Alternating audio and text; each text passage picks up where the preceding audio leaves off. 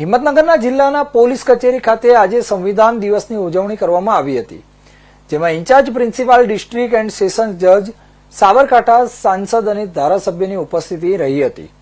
Director of prosecution Gandhinagar તથા જિલ્લા સરકારી વકીલ સાબરકાંઠા જિલ્લા કચેરી દ્વારા આયોજિત સંવિધાન દિવસની હિંમતનગરના જિલ્લા પોલીસ કચેરી ખાતે તાલીમ ભવન ખાતે યોજાયો હતો।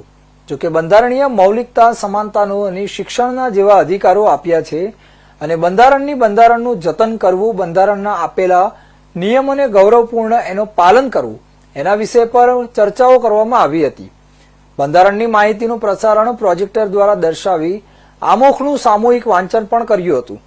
સંવિધાન દિવસની કાર્યક્રમમાં incharge principal district and sessions જજ વી છે પટેલ, સાબરકાંઠા સાંસદ શોભનાબેન બારૈયા, ધારાસભ્ય વીડી ઝાલા સહિત જિલ્લા કલેક્ટર અને જિલ્લા પોલીસ વડાની ઉપસ્થિતિ રહીને કાર્યક્રમની ઉજવણી કરવામાં આવી હતી, જેમાં મોટી સંખ્યામાં એડવોકેટ ભાઈ બહેનો ઉપસ્થિત રહ્યા હતા।